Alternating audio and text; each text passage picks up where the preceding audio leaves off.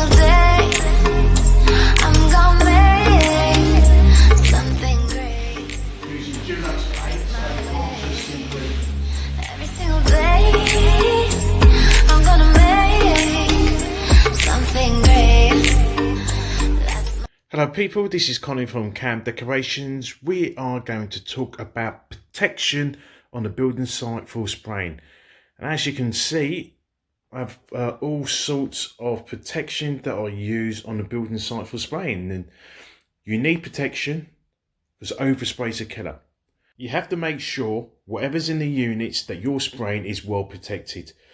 Spraying over in the UK is still relatively new. It is for the building sites. So any excuse to actually try and stop you from spraying, the site manager got to use. So this equipment that I've actually got over the last sort of 2.5 years from spraying on sites is personally what I believe you should be using if you want to spray and make sure you protect your units properly. So let's start off with the very first one that I use. Now, these are for downlighters. Now obviously just many different ways, but this is believe is the quickest way.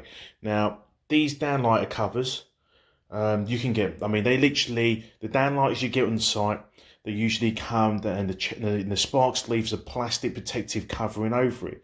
Literally all you need to do is take it down, put tape over the middle, and then you would put it back up, and then you keep them once you finish spraying, and it's perfect, nice, clean, keeps the downlighters perfectly clean and that. And as you can see, let's take it off. That's all you're doing. You just put a set of tape over the top, and you just keep on reusing it.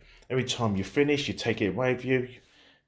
Every house you go into, you put it back on. Instead of putting the downlighter down, maybe bagging it, putting a bag over the downlighter, just nice and easy, pop it on, pop it off.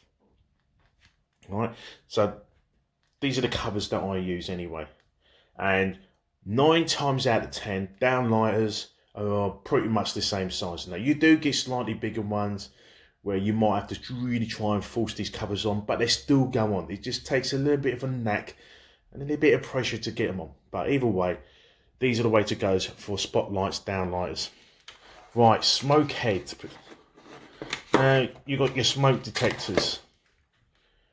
Right, so these are, again, this is stuff we're getting here at the moment. It's free, it's nothing, it's cheap.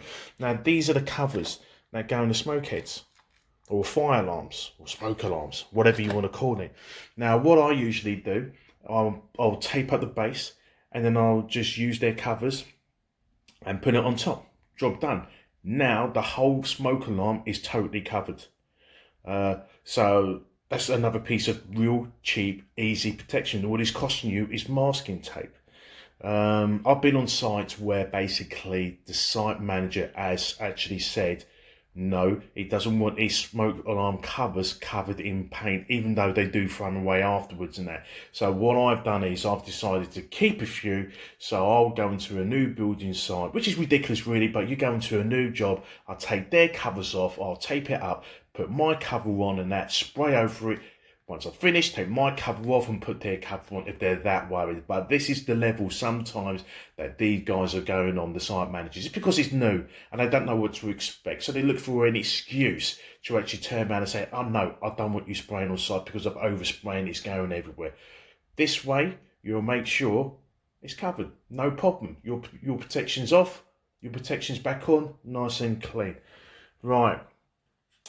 Next one is masking tapes, and as you can see there's 3 or 4. Now let's go for the first one.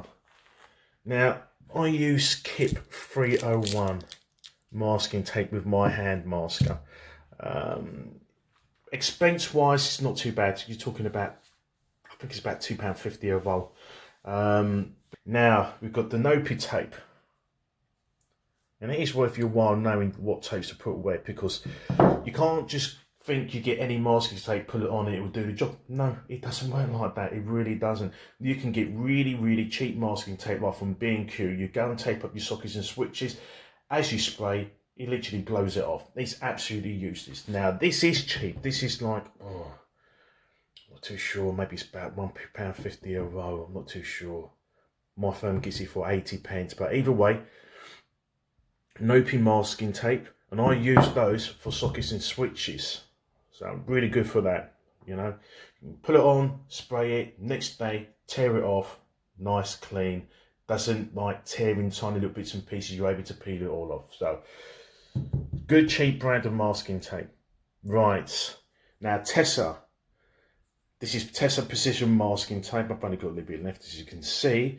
But this is great for like nice, clean, straight lines. I personally believe it's better than frog tape. That's my personal opinion. I'd rather use this than frog tape for doing any form of lines, like straight lines or in motion and walls or anything like that. Now, I use this for banisters. So say, for instance, you want to keep your banister clean because it's a hard roll banister, but the sticks or the spindles are being painted white. I use this gear to tape up with, and that gives you nice clean lines. You know, really easy to peel off. Then the rest of the banner, I use my Nopi tape, and like because it's cheap and you just want to basically cover it that. But this is what you use to actually tape up right close to the stick or spindle onto the handrail. This is about, I think it's about £5 a roll. So there you go, you're going up in price. And this one is called Q1 Automotive Tape. I'm testing it out. Works well on a hand masker. The tack is good. It seems to stick to pretty much every material on building site you can think of. Plastic trim, metal trim, the tiles and that. Whereas the kip has a little bit of trouble with the plastic trims. It don't seem to, it sticks to it, but sometimes it can release and you have to go back and stick it down with. This gear is not bad at all. And that is like about £1.50. I've used it in a couple of houses now. You can see some of my hand masks and there it is. Really works well with it. So I think I will be using this one because it's more cost effective and it works, if anything, better than the 3-in-1. So I will be using this one from now on. All right. So there's your masking tapes. That's what you also need. You do need to know a little bit about masking tapes and tacks for protection on site. Now, this is worth its weight in gold. The 3M M3000 hand masker by 3M, obviously. Great. It's got a hook on there so you can hook it in your trousers.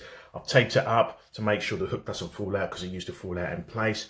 You did used to have a black plastic cover to stop yourself from cutting yourself on the actual Barbie part. I ripped it off because it's just easier to tear the plastic or the paper. A lot easier, a lot cleaner without it. This part here, you can't get a straight cut blade. As you can see, slightly different from the other 3M machines you would have seen because you wouldn't see one with this end there. Now this is all one section. I've got that imported from the States because I don't believe it's still being sold over here. Alright, so yeah, great pick kit. Masking around tiles, masking around pretty much anything you like. Around the countertops and sides of units and that you can spray up to it. So that kit is worth its weight in gold and that. And as I say, I'm using this Q1 tape at the moment, which I think is pretty good. And you need to be warned about this. Certain tapes work really well on it. Other tapes do not work well with it. So it's trial and error. And as I say, I've been doing it for a few years now. So obviously I've figured out which tapes work really well with that machine. Other protections now. You might have seen this in my other video. This is a step tread protector. It just goes on the steps like that. Mine are too narrow on my staircase, so I can't even show you. But you usually find them on a building site, again, something cheap and easy and that, you know, you're not paying for it. And I use that for, if I'm spraying, say for instance, a reveal or something like that, all right, you can spray it down and it just protects whatever you're spraying. So that's something that you can pick up on the building site over in the UK. Now another one is, I've got this thing here. Whoop. So I will use that for under doors. I mainly use it for that. I've seen guys use it to cut in with and stuff like that, which I just don't believe it actually works because of the bleed over effect.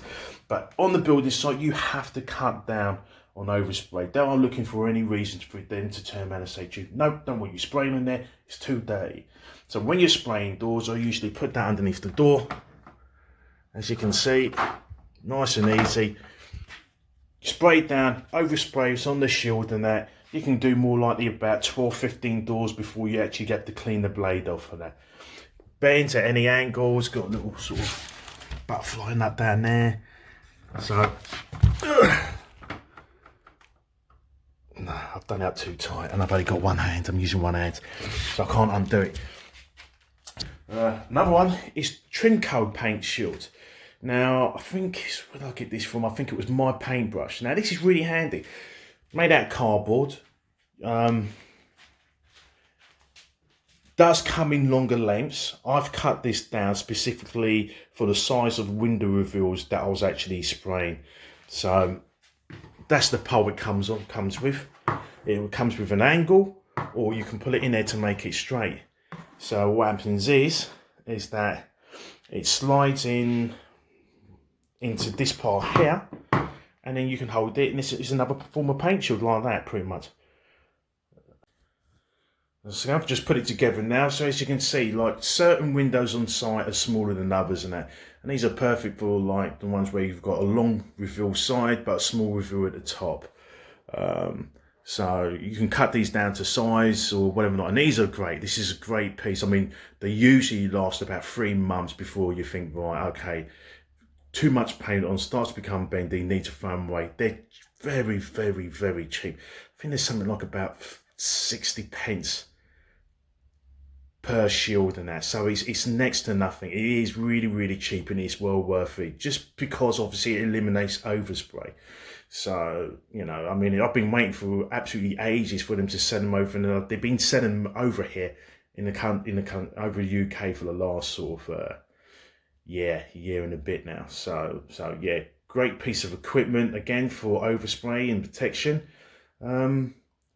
Yeah, and that's what I've got to say about it. I mean, it's worth your while, sort of, if you're spraying on site to get this. I know you're looking at it thinking, really, it's a bit overkill, but it's not.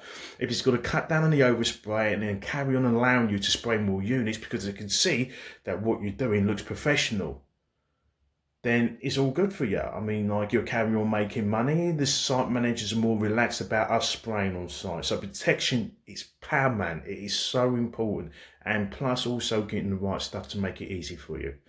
Anyway, this is Colin from Cam Decorations signing out.